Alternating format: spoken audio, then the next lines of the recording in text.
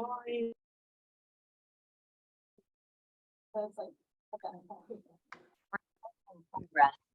good afternoon, everyone. I hope you're having a great lunch and have been enjoying our virtual institute over the last last few hours.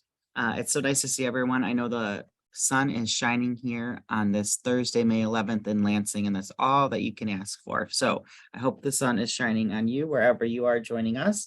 Welcome to our lunchtime presentation. I'm going to be sharing a little bit of information and details on adult education trends and kind of open up to conversation on different things. We'll end by 12:45 and get you a little break. And then don't forget to join our afternoon session at 1 o'clock today, as well as our conversation at 2:30 with the new director of the Office of Career Technical and Adult Education. If you've got 30 minutes at the end of your day, please join us. It'll be a great conversation with her. We're excited and honored that she is going to be here with us this afternoon. So I see our wonderful president of our association, Tammy Brown, is on, and this is a little bit off script because we have been playing phone tag and going back and forth, but I just want to open it up to Tammy if you'd like to just say anything about the moment of where we are just coming to the end of one program year, but already thinking and planning for next year, or anything you'd like to share. And then Tammy and I will be sharing with information with you. And then Tammy, if you have any insights, please feel free to add in as I go forward. But anything you'd like, any message you'd like to share right now? I would just like to thank the Spring Conference Committee for putting together such awesome sessions. They've been so engaging so far. I love all the data. I love that we're talking about IET more and more. So as far as that, just thank you for the conference committee. I don't know, Patrick, if you have their names listed on one of the slides coming up. Just a big thank you to them and to you for keeping us all on track, and all of the moderators that aren't necessarily on the committee that are helping moderate the sessions. And of course, to the presenters of the sessions, because sometimes that takes people out of their comfort zone to speak. As it does myself. I'm not the biggest speaker. I'll do the work behind the scenes, but speaking is not my forte. Also just want to say, you know, this is a great year that we're winding down. We're getting past that COVID word that you're not supposed to say anymore. We're trying to get back to our new normal. And it's really encouraging to see that regardless, it looks like all of the House, Senate, and executive are looking at giving funding for next year. Our goal is to get that money more sustainable by adding future years, but right now let's just be happy they're looking at spending some of those ESSER funds on us next year, and just encourage you to make sure you're already planning now the best ways you can utilize that, because unfortunately if we don't show that we can spend it, even though it's not fair, we only have 1 year to do it, then we're not going to be able to get that sustainable long-term funding. So I would just encourage you, keep reaching out to your legislators about the importance of that executive recommendation, and to also include the House and Senate's new recommendation for some nonprofit separate funding as well. So please, please, please help us with that advocacy effort. It's crucial this year.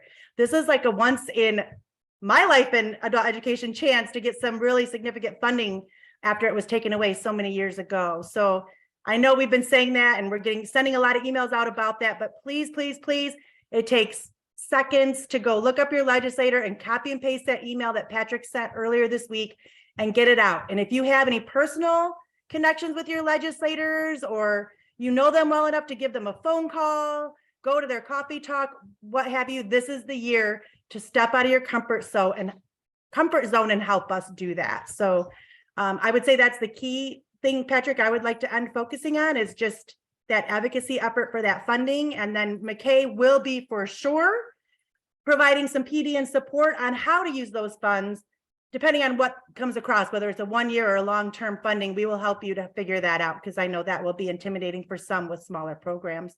So just thank you all for joining today. I know it's a beautiful day, so if you can Zoom from your house and you can go out on the porch, take advantage.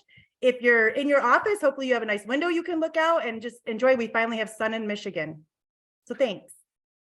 Thank you, Tammy. Kudos and appreciate all that you're doing and all your efforts in this last few weeks and months as well, and your leadership.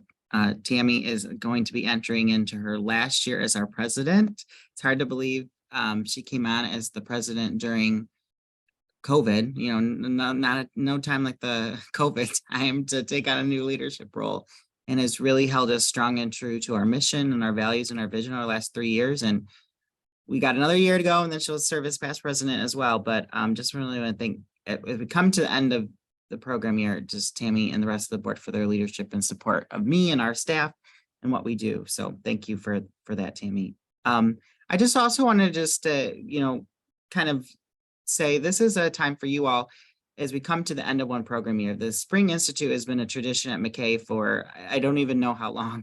MACAE has always had some sort of kind of year end of some sort of professional development opportunity.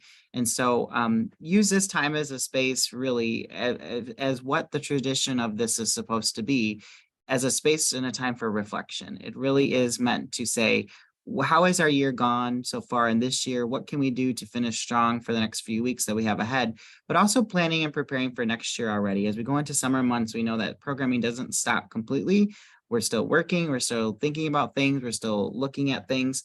And then also, I would just encourage you also to think about a year from now is when both the Section 107 grant will be reopened for renewal or new applications, as well as the WIOA application grant. And so while we're thinking about today, we should also be thinking about a year from now and the opportunities that present themselves. And so we just came from a session, some of us around IET, and there were so many there in the room that are interested in looking into that and thinking about how that programming could work. Use this space as a launching pad and a launching point for next year, and thinking about making those connections in place. Who do you need to be in contact with? What do you need to know? So that in the spring of 2024, you're in a more positive position in place to invest in those areas and expand your programming and think about what your programming can do. So don't think about the Institute as an end, even though it kind of is kind of a symbol of the end of a program year, but think it really as a launching pad for future things to come. So that's what MACAE's tradition has been for this Institute. And I hope you'll kind of just recognize that as we go forward. So thank you for being open to those things. Tammy and I thought it might be important to share with you on behalf of the board. We have lots of conversations about kind of the bigger picture. Your board at MACAE is made up of representatives from all different sizes of programs, different geographics, different areas. But what's most unique and exciting about the work that we do is that we come together and try to articulate a shared message around adult skill building, alternative education, community education for the state of Michigan. Sometimes those conversations are very rigorous. Sometimes they're, very passionate. But when we come together, it's really beautiful what we are able to articulate and work on together. And one of the things that this board has in particular emphasized is the importance for us to be connected to national trends and to know what's going on in other states. And so you should know that about your current board of directors, is that they have identified that that's a priority. That has included us becoming members of COABE, becoming members of Pro Literacy, going to national conferences, bringing national speakers, not only to the Institute, but to our fall conferences, having monthly professional development, sharing of best practices and resources, maintaining the committee's work. That has really been a strategic mission of the board over the last couple of years. And it's just something that you need to be aware of, that we recognize that there are other resources that we need to tap into, and our board has been very open to exploring what that looks like. So one of the spaces over the last few months that we've been really engaged with is obviously COABE, but participating in on the national landscape.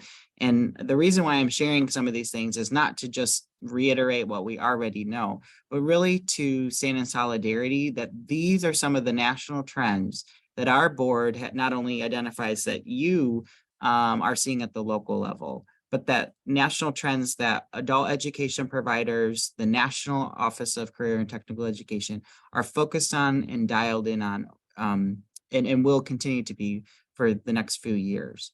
So one of those is looking at intake across workforce and education. How do we move our clients, our participants, our learners, whatever name we identify them as, how do we move them through multiple systems to mitigate their barriers, but also to accelerate their learning or their training capabilities and opportunities. And one of the major barriers that is the darn paperwork, right? We've got an ALP, the Michigan Work System has their onboarding processes. If they're enrolled in a case management MRS, what does that take to really make that a cohesive system, and how can we do that? So we're having some conversations at the statewide level with our team at the adult education office and other folks at Leo and MRS and Michigan Works. It's just how can we leverage those spaces better, and how can we make sure that we're supporting learners and clients as they move through our systems. The other national trend that we see is obviously sharing resources to mitigate barriers. There is not enough resources to go around to fill all of the barrier needs of all of our learners. And so how do we do that strategically? What resources are available for which learners, depending on the programs that they're in, but also how do we leverage multiple funding sources to be able to do that? And what types of barriers are allowable costs? What types of barriers are reasonable costs? What does that look like? And so that's a really important national conversation that's happening. I just was participating in the National Association Workforce Development Partners, and probably every strand of the session had a session around barrier mitigation. And that was from a more workforce development lens of, they're seeing clients coming in and needing those supports, even to, work with them and roll into a training program. So it's a relevant and very timely topic.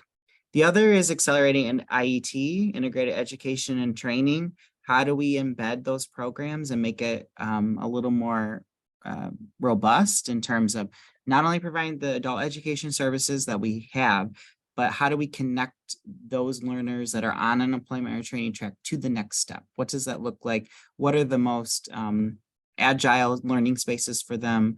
What are the ones that the career pathways that are going to really lead them to a family sustaining wage and accelerating their careers? Asynchronous and synchronous learning. I know many of our programs in Michigan moved to those models during COVID. And part of that was because of the drama of the 3 years of COVID and dealing with that. Many of our providers have moved back to a fully in-person work environment as well as instructional environment.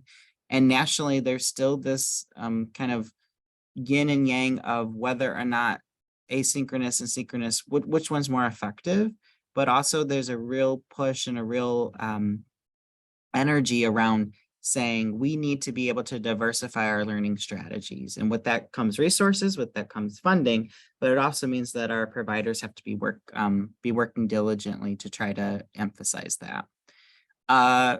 Assisting highly skilled immigrants, right? A part of that is a talent gap. If you were in the morning session this morning on economic trends, Michigan is facing a cliff, if you will, in terms of an aging population and a talent shortage for decades to come, as well as not as many people entering into labor force or being in the labor force. So how do we attract more talents to that from other states, but also from other countries to come and work here, as well as low-level learners? We saw a number again in this morning, and the number of individuals coming from other countries that have low literacy levels, low literacy skills, but are still looking to be employed or still looking to be actively engaged in their communities. How do we support them? The other is identifying and helping adult education be a part of larger statewide goals. We know this, we all know the term 60 by 30, that we're a part of that kind of landscape.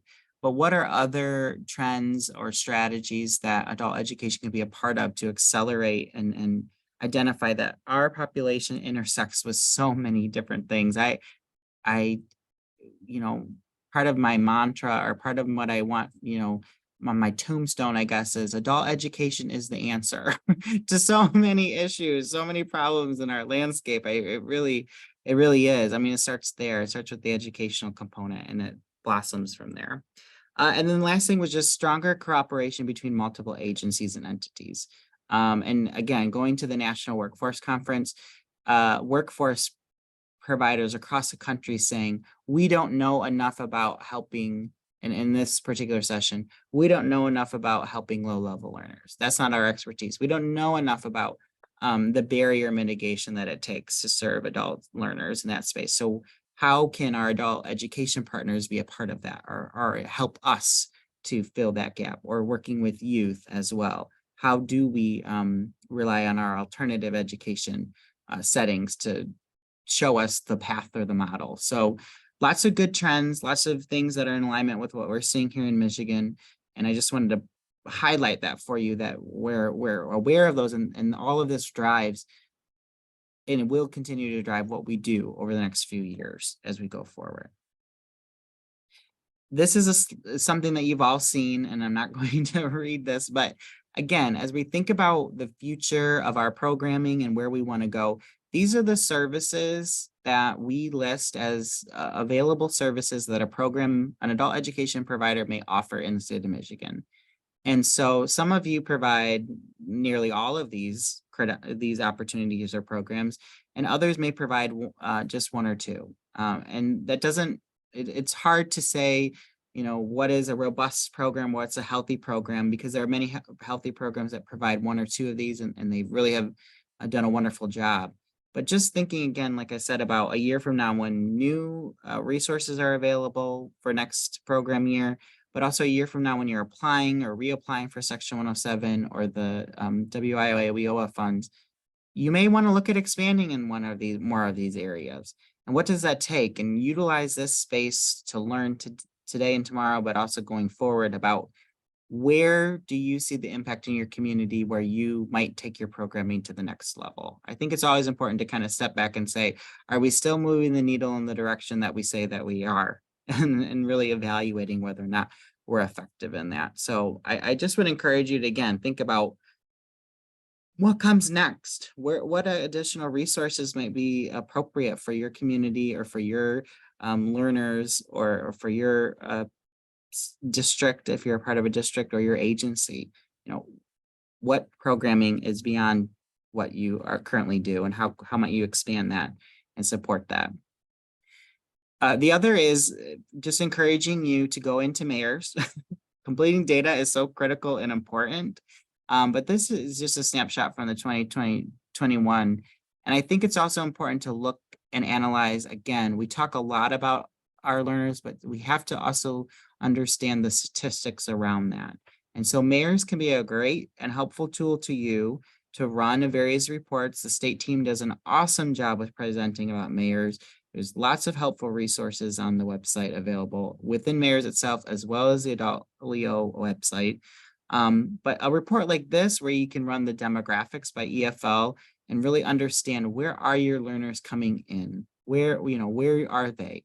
Where do they leave you once they exit the program? Is your educational program delivery making an impact? Are you moving learners forward? That's really the heart of what we're trying to do and assess. And we can have that philosophical battle at a later time about the merits of all of this, right? And the importance of data collection. But really, this is meant to just have you think about, where do your learners fall into these? And you see that the largest number historically of our learners fall within those lower ABE levels. Our ESL population historically has been of a higher EFL level. Those have changed over time, and through COVID, they are certainly changed or fluctuated, and it's a little too early to totally see that for this program year, but it's interesting, some of the data trends looking at that. But doing things like that, taking the time and investment, and I would encourage you this summer to maybe run some of those reports over multiple years and look at that. And if you're a recipient of your from your regional provider of 107, of the wonderful charts and graphs that Sue Johnston at the Mayor's Department makes, she's already really done a lot of the hard work for you. It's just a matter of taking a time and making time to look at that information. But I just think that that's really important, that we understand and we are aware of where our learners truly are, that we're reporting to the state as well as to the public. We're public entities, and so we have some responsibility there to make sure that we're articulating the messages that our data reflects. So the other thing, I just wanted to show some high-level enrollments. Our enrollment numbers have rebounded since the pandemic, which is good, as well as for this 22-23 year, which is positive. When you look at our overall multiple year performance, you can see that certainly our enrollment has, like I said, returned to a more familiar or closer to familiar numbers, but that our performance over multiple years was certainly impacted by COVID-19. And this data is available to all of you through, like I said, those spreadsheets that Sue Johnson shared, and I certainly don't claim this as our own, but I think it is important that you take that time and space and opportunity to access this. The other thing I would just share is that that data is something that you don't have to wait for Sue Johnson to send you that Excel spreadsheet for. You have access to all of your own data in Mayors to run reports. And so we should be obviously updating Mayors data once a month, but also running our reports when we need to as well, so that we can see the impact that we're having. Because when we talk about making future investments, when we talk about professional development needs, when we talk about policy changes, these are the spaces that both MACAE comes to, the state office, the legislature, the governor, everyone in a position to kind of come together and make some changes, whatever that is, in policy or programming or legislation. We go to some of these metrics to help make that assessment. And so if the data isn't accurate or the data isn't complete, certainly those of us that have worked in adult education at the adult office or MACAE can kind of extrapolate and add a little bit to that, but it makes it very difficult when we have conversations and we say, we serve this many learners, but we don't, the numbers don't back that up, right? Or we see this as a need, but the numbers aren't reflective of that.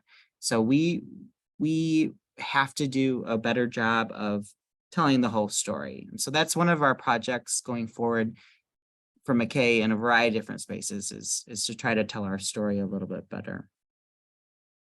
I also wanted to please don't mind the red, that information is not updated for you today, but wanted to look at the trends for employment, right? Is obviously certainly something that we need to be mindful of, because that is another metric by which we're measured. We're doing a good job of transitioning people to employment and retaining them in employment. And I know that sometimes when we look at these data pieces, it's easy to take away things that we should do better or could do better, but we often don't know things that are going well and that we need to be leaning into. And so a lot of providers have really dug into making sure that that data is accurate, that using the Social Security, using the electronic ALP, those small changes, while yes, in the moment, they're a big shift, are starting to show that the data is more accurate, it's more complete, and that we're really moving in a positive direction and making a better impact, right? And we're recording and reporting that our programs are impacting and changing our learners' lives, is really something that is probably the most integral or important thing as we go forward in looking into the future of our programming and the success of it.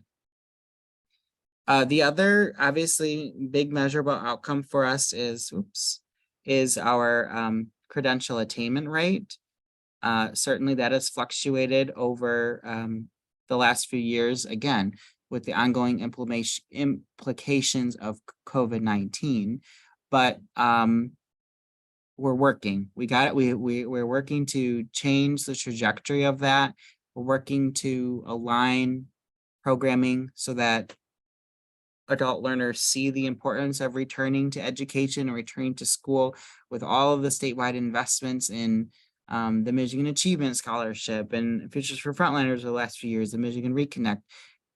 Now is the time for us to really dig into our expertise, which is to get these learners into instructional capacity classrooms and try to accelerate them through their credential, both as quickly as possible, but also with a space where they have the knowledge and skills to be successful with whatever comes next. So that is something that we all must be committed to, is really trying to work towards achieving that goal and making sure that we are increasing that, because when you think about the metrics by which, if you were to do a flyover of adult education, employment transitions, post-secondary transitions, adult education credential attainment, those are the flyover statistics that policymakers look at when they're evaluating a program. It's not always fair.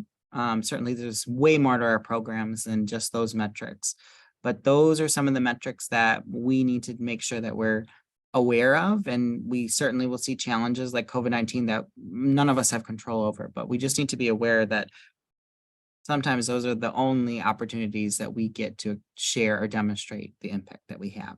And so we want to try to do our best in those moments to make sure that that information is accurate and that those things are captured and complete. The other thing I wanted to share is there's often questions from us at MACAE about our funding and the history of funding. Certainly, I can give you a recorded history of adult education funding for the last 30 years if you are looking for something to help you sleep at night. But what's probably most important is the last few years of a snapshot since the regionalization of Section 107, as well as the implementation of WIOA, the Workforce Innovation and Opportunity Act. So our programming funding has pretty much made this stay the same with a few additional programs. But one of the things that we just have to also be aware of and think about is that in the grand landscape of adult education investment, policymakers, MACAE, the Adult Education Office, while an entity may not receive all of these funding streams, when you're looking at it at the 30,000 level, it's more than just the Section 107. It's more than just the CTE. It's more than just the WIOA. It's all of that together and looking at what is the federal and state combined total investment for adult education services. That's one number. Then what is the number of learners that we're impacting through our enrollments? What's the number of learners that are getting to some of these completion rates? And so it does at some point become a little bit of a math problem on whether or not we're able to say that our investment is making a difference. And so we just have to keep that in mind. And I know that that sometimes is a difficult, believe me, it's a very difficult conversation for myself as well as our leaders at MACAE when it's like, you can't lump it all together sometimes, right? But oftentimes our work does get lumped together, and we just have to recognize that this is a part of a larger system that we're a part of. And we need to be aware that when we talk about one funding stream, we need to understand that there are nuances in another. And many of our general citizens, our neighbors, our friends don't understand that. Many of our policymakers don't understand that. And so it's important that we understand, but it's also important to understand that there have been funding increases in adult education services over the last 6-7 years. It may not have been in the particular line item or program offering that you as a provider were looking for, but in another area it may have been. And so this diversification of delivery of service is something that our state views as important. And I don't necessarily mean one individual, I just mean the legislature, various governors, various legislatures over time have viewed in diversification of adult education investing as an important priority. So the other thing I wanted to share, and then we'll go into some questions as we come to the end of our time, is we are going to soon, if I say very, very soon, be releasing a more detailed workforce partner survey that we conducted in the summer and fall coming into the winter of 2023, summer and fall of 2022 it started. But we asked all of our Michigan Works partner agencies, as well as the Bureau of Services for Blind Persons and MRS, to respond. We got a varying level of responses, both from individual interviews that were conducted, as well as survey questions that were sent out and responded back to. Many times it was a conversation at an event actually that turned into that. But essentially we ask our questions to key workforce partners and as well as those other agencies about how adult education currently intersects with their programming, what that current relationship looks like, and how that how those services could better be integrated or supported of the partner goals. What do they need to see? How do they see some of the areas in which they could better support adult education services? And just very high level, some of the things that were shared out we're learning was a lack of understanding of the total array of adult education program offerings in a particular area, a lack of understanding of which partners provide which services at which times throughout a program year. Even from a very basic level, the lack of understanding of eligibility for adult education versus eligibility for another WIOA title or other youth programming program. Some of the other highlights that came out from partners saying things that they could support adult education with were additional integrated education and training funding, and that in some regions, some of that funding has been left on the table because adult education providers maybe don't have an IET or they're not a large cohort for that. Another would be offering business contacts. And again, these are very general responses, but those are some of the broader strategies that we want as an association want to prioritize. How do we build a better relationship and partnership with in many different facets? But for this particular project, how do we really work together better with workforce partners in this space for the clients and participants that we're serving? So I hope that you will read that when it comes out here in the next few weeks and take a note of some of the responses there. And again, this is all tied and related. I mean, that will help us in our thinking about investments for the future. That will help us in thinking about programming and professional development, technical assistance, certainly strategic planning, all of those resources that you can not only find from colleagues across MACAE, but MACAE itself or the adult education office, and there are many resources as well.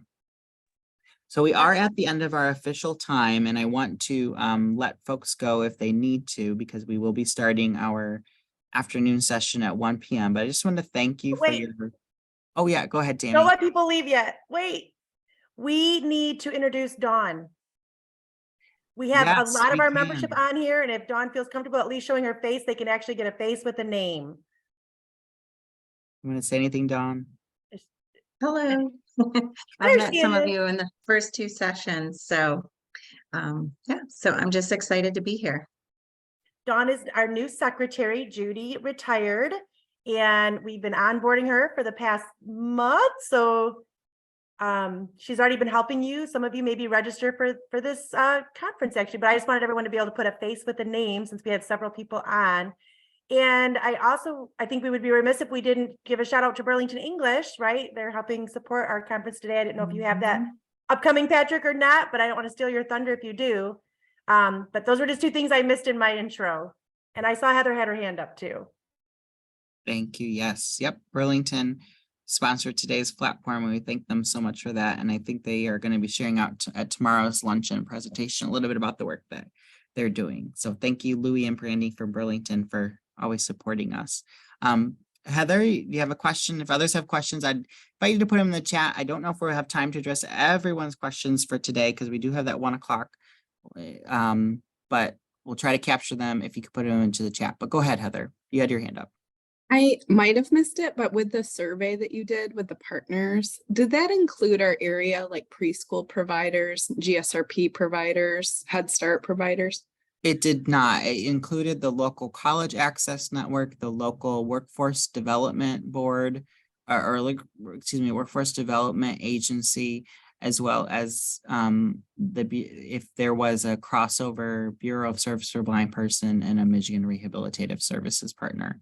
But those were really the 3 or 4 partners that didn't include it. I'd love to resurvey my area if you want to get sure. If you have contacts statewide for some of those entities in other regions too, I will be happy to. Would you still take input, like just sending the same survey out? Sure. Sure. Okay. I can work on getting a state group, but. Yeah, send me an email. Okay. Thank you, Patrick. Thank you, Heather. All right. Well, thank you, everyone. I hope you've had a nice lunch. Take a little bit of time here before we transition, and we will see you very soon. Take care. Bye-bye. Join us this afternoon for the Zoom at 2:30 with Director Latoya Newsom from Octay. I shared that with all of my staff to make sure we have a large representation on, so hopefully others shared with their staff as well. All right. Take care. Bye-bye.